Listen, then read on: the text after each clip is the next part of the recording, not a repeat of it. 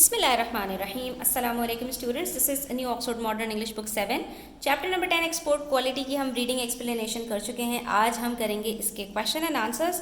तो आप आ जाइए पेज नंबर 119 पर।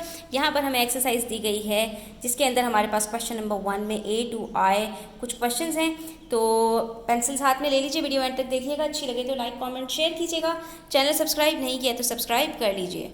स्टार्ट करते हैं पार्ट ए से, which says why does the comparison of the cottage industries to a department store make the woman smile.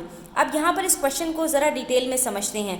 यहाँ पर पहली बात जो की है वो ये है कि फर्स्ट पैराग्राफ के अंदर हमने देखा था कि वुमन ने एक कॉटेज इंडस्ट्री को एक डिपार्टमेंट स्टोर से कंपैरिजन जो है वहाँ पर देखा था, और इस कंपैरिजन को देखते हुए वो मुस्कुराई थी। ठीक है, यहाँ पर हम ज़रा देख लेते हैं। फर्स्ट पैराग्राफ के अंदर आप देख सकते हैं, the comparison of the cottage industries to a department store makes me smile. जो ऑथर हैं वो यहाँ पर जिस खातून का एक्सपीरियंस शेयर कर रही हैं, तो वो ये बता रही हैं कि खातून ने जब देखा कि एक कॉटेज इंडस्ट्री है उसको डिपार्टमेंट स्टोर से कंपेयर किया गया है, तो ये कंपेरिजन ने उनको मुस्कुराने पर मजबूर कर दिया गया था। तो कंपेरिजन किस तरह से किया गया था कि बेसिकली ये दाखिल हुई थी एक कॉटेज इंडस्ट्री के अंदर और उसको एक डिपार्टमेंट स्टोर की तरह इन्होंने कंपेयर इस तरह किया था कि इन्होंने वहाँ पर लिखा हुआ था फिक्स्ड प्राइसेस, और जब इन्होंने ये चीज़ देखी तो ये मुस्कुराई, क्योंकि कॉटेज इंडस्ट्री के अंदर बहरहाल फिक्स्ड प्राइसेस नहीं होती, वहाँ पर बार्गेनिंग हो सकती है, वहाँ पर डिस्काउंट्स मिलते हैं, तो इसलिए वो ये देखकर मुस्कुराई थी। ठीक है, जबकि डिपार्टमेंट स्टोर्स के अंदर आपको बार्गेनिंग वगैरह का कुछ नहीं होता, वहाँ पर फिक्स्ड प्राइसेस जो है चलती हैं। ठीक है स्टूडेंट्स, तो यहाँ पर दरअसल वो फिक्स प्राइसेस का जो बोर्ड था वो देखकर मुस्कुराई थी। In what way is the display in the shop ostentatious. वहाँ पर जब वो दाखिल हुई तो लॉबी के अंदर उन्होंने जो डिस्प्ले देखा एक वेडिंग का, तो उसको देखकर उन्होंने ये क्यों कहा कि ये एक ऑस्टेंटेशियस जो है वो शॉप थी, यानी कि इसके अंदर ज़ेबाइश और आराइश का बहुत ज़्यादा डिस्प्ले था। तो स्टूडेंट्स वहाँ पर इन्होंने देखा था कि एक पूरा वेडिंग का सीन लगा हुआ था जो बहुत ही ब्राइट और कलरफुल था, जिसके अंदर पुरानी और नई चीज़ों की ज़ेबाइश थी, और वो बहुत ज़्यादा शोई था, जिसके अंदर बहुत ज़्यादा दिखलावा किया जा रहा था। ठीक है, तो इस वजह से इन्होंने कहा कि वो जो है ऑस्टेंटेशियस डिस्प्ले वहाँ पर मौजूद था।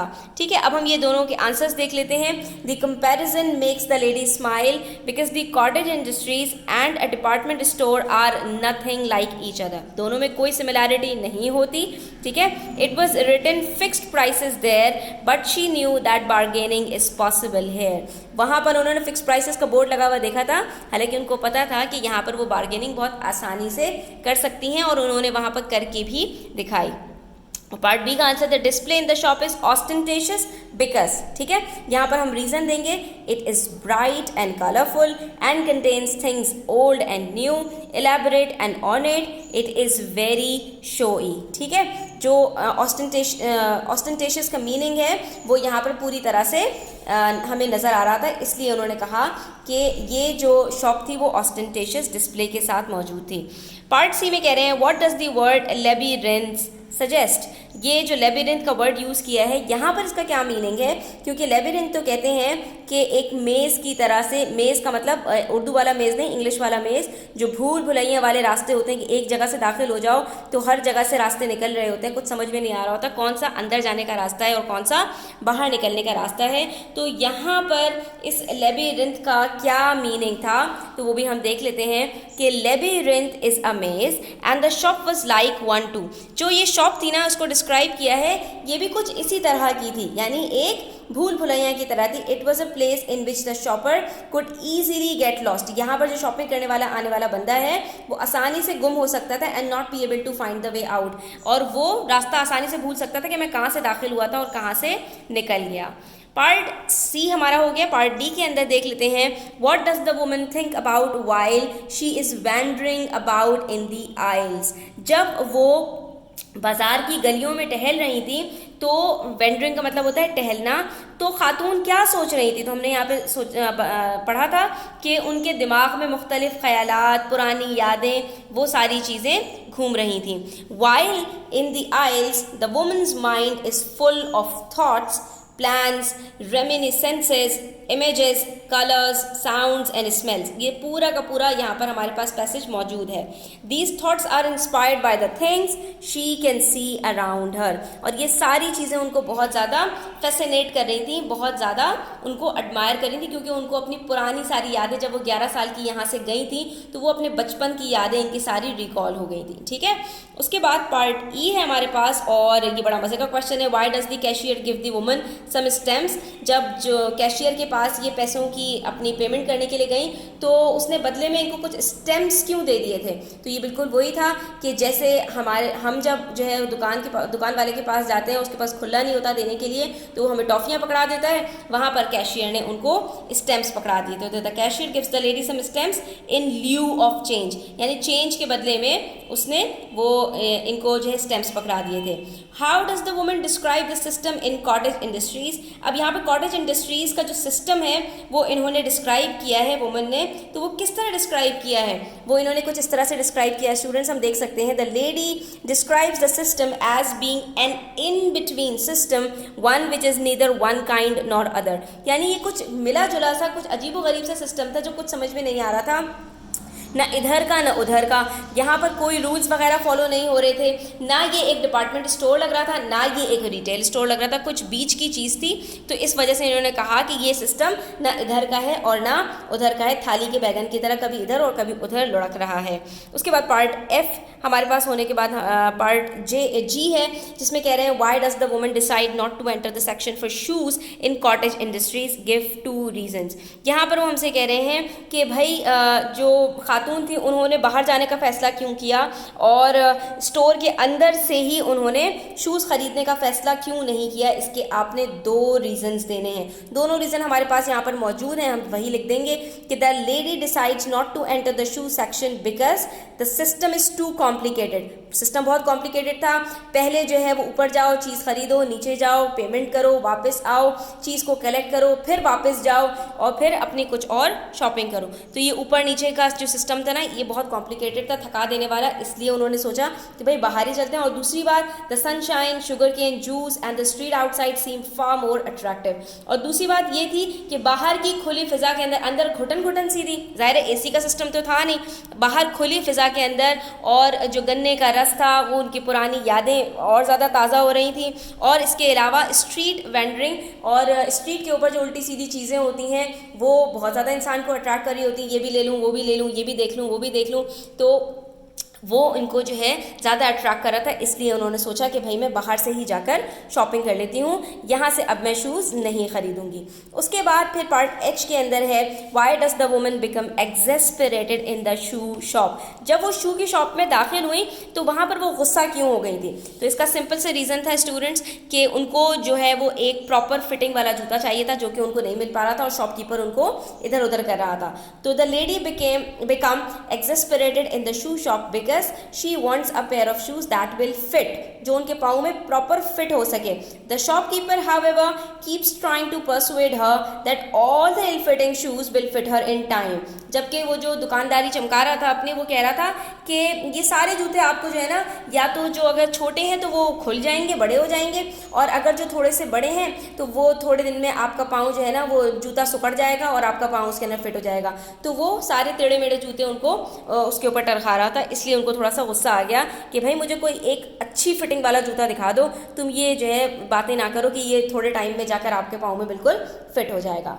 Next we have part I, why do you think the shopkeeper tells the woman that the shoes are why export quality. यहाँ पर शॉपकीपर ने जो अपनी दुकानदारी की उसकी जो क्वालिटीज़ थी वो यहाँ पर शो करते हुए वो उसने वाई एक्सपोर्ट क्वालिटी का जो वर्ड यूज़ किया, तो उसका रीज़न हमसे पूछ रहे हैं। The shopkeeper tells the lady that the shoes are why export quality to convince her that they are well made and better than the ones sold locally. लोग इससे क्या होते हैं, थोड़ा सा इम्प्रेस हो जाते हैं जब वो ये सुनते हैं कि ये एक्सपोर्ट क्वालिटी का है, क्योंकि हमारे दिमागों में ये बात है कि हमारे मुल्क में से वो चीज़ें बाहर एक्सपोर्ट होती हैं जो आला क्वालिटी की होती हैं, सबसे नंबर 1 क्वालिटी की होती है। तो यहाँ पर भी शॉपकीपर ने जो है उनको कन्वेंस करने के लिए, उनको इम्प्रेस करने के लिए ये बात कही कि ये सबसे शानदार क्वालिटी वाली चीज़ मैं आपको दिखा रहा हूँ, ये उस क्वालिटी की चीज़ है जो एक्सपोर्ट की जाती है, और एक्सपोर्ट हमारे यहाँ सबसे आला क्वालिटी की चीज़ की जाती है। इसलिए जो है उसने ये वर्ड यूज़ किया कि ये वाई एक्सपोर्ट क्वालिटी का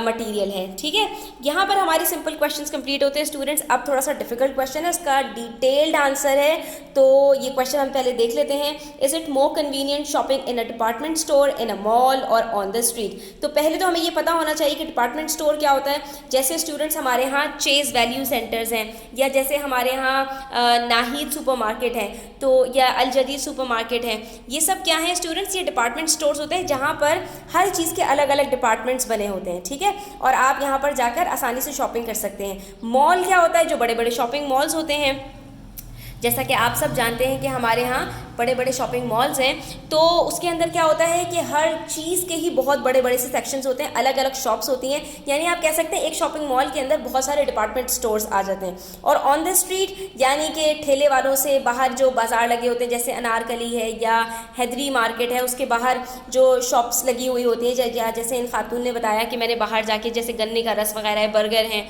या जो ठेले पे लगाकर चीज़ें बेच रहे होते हैं, तो ये ऑन द स्ट्रीट वाली मार्केट है। तो अब ये आपसे पूछ रहे हैं what are the advantages and disadvantages of each. अब आपको सबके एडवांटेजेस और डिसएडवांटेजेस बताने हैं सबसे पहले, और उसके बाद फिर आपने ये बताना है कि सबसे ज़्यादा कन्वीनियंट कौन सी शॉपिंग होती है। तो स्टार्ट करते हैं स्टूडेंट्स हम सबसे पहले डिपार्टमेंट स्टोर से। इसके अंदर हमारे पास क्या क्या एडवांटेजेस होते हैं? इकोनॉमीज ऑफ बल्क परचेजेस, यहाँ पर बहुत ज़्यादा क्वांटिटी में आप चीज़ खरीद सकते हैं। Providing variety of products, convenience of choice, centrally located, employing specialist, lesser selling cost. ये सारी के सारे इसके बेनिफिट्स हैं कि यहाँ पर आपको स्पेशलिस्ट मिल जाते हैं जो आपकी हेल्प करते हैं कि आपकी मुनासिब क्या चीज़ रहेगी वो ख़रीद लें। यहाँ पर चॉइस बहुत ज़्यादा होती है, आपके पास काफ़ी वाइड रेंज ऑफ प्रोडक्ट्स होती है, जिसकी वजह से कुछ प्राइस वगैरह भी कहीं कहीं पे कम हो जाती है, और जो दुकानदार है उसकी सेलिंग कॉस्ट वगैरह उसको ज़्यादा नहीं लगानी पड़ती। लेकिन इसके डिसएडवांटेजेस क्या हैं?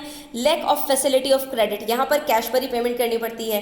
ठीक है, जो लोग क्रेडिट पर जो है वो रहते हैं, क्रेडिट पर पेमेंट्स करना चाहते हैं, उनको यहाँ प्रॉब्लम होती है। यहाँ पर प्राइसेस आपको रिलेटिवली हाई मिलती हैं, क्या नाम है, उन जगहों से जैसे जहाँ पर आपको डिस्काउंट वगैरह नहीं मिल पा रहा होता है यहाँ पर। ठीक है, डिफिकल्ट टू मैनेज, यहाँ पर थोड़ी मैनेजमेंट के अंदर प्रॉब्लम होती है मॉल्स के वगैरह मुकाबले में, और रिक्वायरमेंट ऑफ ह्यूज कैपिटल, तो ये आप छोड़ सकते हैं, ये वाला इसकी ज़रूरत नहीं है, ये कस्टमर के हवाले से नहीं है, क्योंकि और इन्होंने आपसे कस्टमर के हवाले से पूछा है।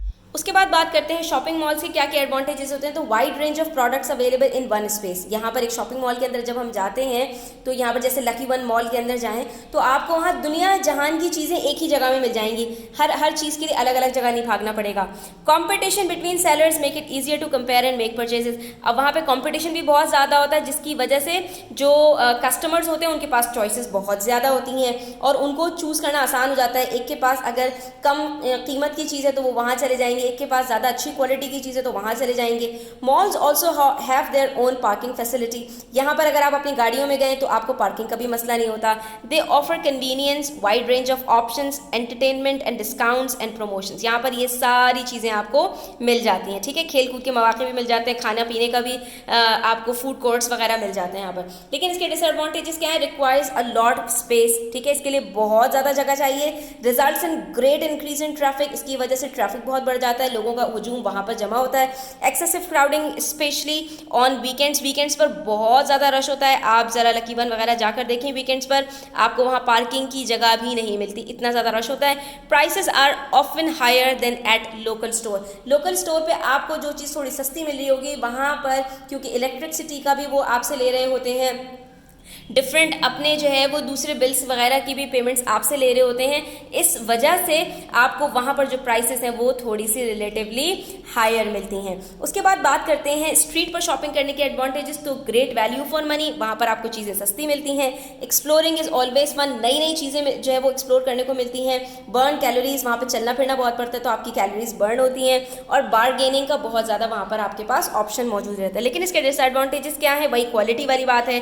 Lot of of knickknacks are worthless, बहुत सारी चीज़ें आप ऐसी उठा लेते हैं जिसकी कोई ज़रूरत नहीं होती। फेक प्रोडक्ट्स भी वहाँ पर होते हैं, ओरिजिनल मिलना मुश्किल होता है, क्वालिटी भी बहुत अच्छी नहीं होती। स्ट्रीट मार्केट्स अनहाइजीनिक भी होते हैं, वहाँ पर ज़्यादातर चीज़ें आपको हाइजीनिक भी नहीं मिल रही होती, और बहुत ज़्यादा क्राउडेड भी होती हैं और नॉइजी भी होती हैं। तो इन सब चीज़ों को हम कंक्लूड करते हैं स्टूडेंट्स, और कन्वीनियंस की बात कर लेते हैं।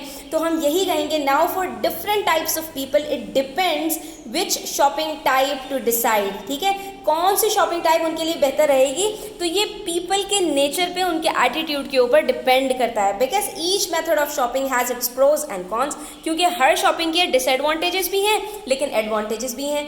हर शॉपिंग के अंदर फ़ायदे भी हैं और नुकसान भी हैं, अच्छाइयाँ भी हैं और बुराइयाँ भी हैं। For example, for a well of person, अगर एक अमीर शख्स है, ठीक है, जिसके पास पैसे का कोई मसला नहीं है, who likes to shop in cozy and peaceful environment, और वो चाहता है कि मैं आराम से जाऊं बगैर धक्कम पेल के, बगैर शोर शराबे के, और ठंडे ठंडे माहौल में शॉपिंग करके आऊं, तो can enjoy shopping in a mall. उसके लिए बेस्ट मोड कौन सा रहेगा? शॉपिंग मॉल में। लेकिन अगर किसी को सस्ती चीज़ें ख़रीदनी है और उसको जो है नॉइज़ वगैरह से कोई मसला नहीं है, तो वो संडे बाज़ार है, इन सब जगहों पर जाके आसानी से शॉपिंग कर सकता है। तो ये पर्सन टू पर्सन वेरी करता है कि आपके लिए सबसे ज़्यादा कन्वीनियंट कौन सा शॉपिंग मेथड रहेगा। यहाँ पर स्टूडेंट्स हमारे ये क्वेश्चंस कंप्लीट होते हैं। इंशाल्लाह हम जो मज़ीद क्वेश्चंस हैं, क्वेश्चन नंबर 2 हमारे पास रेफरेंस टू कॉन्टेक्स्ट है, ये नेक्स्ट वीडियो में शेयर करूँगी मैं आपसे इंशाल्लाह। तो वीडियो को आप लाइक कीजिए प्लीज़, चैनल को सब्सक्राइब कीजिए, और इस तरह की मज़ीद वीडियोस देखने के लिए बेल आइकन प्रेस कीजिए। Thanks for watching the video till the end, take care,